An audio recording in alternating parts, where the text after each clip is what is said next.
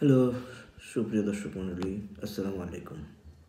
আজকের বিষয় পরিবর্তনে বাংলাদেশ, যা কিনা জনগণই তার ভূমিকা রাখতে পারে। জনগণ কিভাবে তার ভূমিকা পালন করবে? কার্যত 1. সচেতনতা বৃদ্ধি। প্রথম ধাপ হলো জনগণের রাজনৈতিক, সামাজিক ও অর্থনৈতিক বিষয়ে সচেতন হওয়া। যখন কোনো মানুষ সচেতন থাকবে তাদের অধিকার, দায়িত্ব এবং ক্ষমতার বিষয়ে, তখনই তারা সঠিক সিদ্ধান্ত নিতে পারবে। 2. ভোটের সঠিক ব্যবহার। ভোট জনগণের সবচেয়ে শক্তিশালী হাতিয়ার। সৎ ও যোগ্য প্রার্থীকে ভোট দিয়ে জনগণ পরিবর্তন আনতে পারে। তাই ভোটারদের উচিত ব্যক্তিগত স্বার্থ নয়, বরং জাতির সাথে ভোট দেওয়া। দলীয় আনুগত্য থেকে বের হওয়া। রাজনৈতিক দলগুলোর অনেক সময় জনগণকে বিভক্ত করে ফেলে। জনগণের উচিত শুধুমাত্র দলের প্রতি আনুগত্য না দেখিয়ে দেশের বৃহত্তর স্বার্থে কাজ করা এবং সেই অনুযায়ী সিদ্ধান্ত নেওয়া। নাগরিক আন্দোলন ও সংহতি।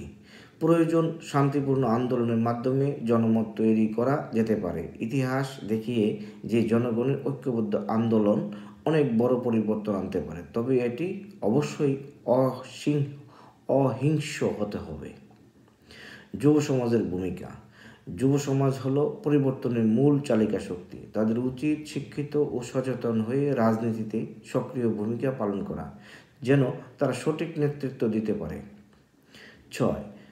গণমাধ্যম ও সোশ্যাল মিডিয়ার ইতিবাচক ব্যবহার। সোশ্যাল মিডিয়া এবং গণমাধ্যমের মাধ্যমে জনগণ তাদের মতামত ও সমস্যাগুলো তুলে ধরতে পারে। এগুলো জনমত গঠনে এবং নেতাদের জবাবদিহিতার আওতায় আনতে গুরুত্বপূর্ণ ভূমিকা পালন করে। নেতাদের জবাবদিহিতা নিশ্চিত করা। জনগণের উচিত তাদের কাজের প্রতি নজরদারি রাখা এবং তাদের জবাবদিহিতার আওতায় আনা। কোনো নেতা যদি তার দায়িত্ব পালন করতে ব্যর্থ হন, তাহলে তার বিরুদ্ধে শান্তিপূর্ণ প্রতিবাদ করা প্রয়োজন।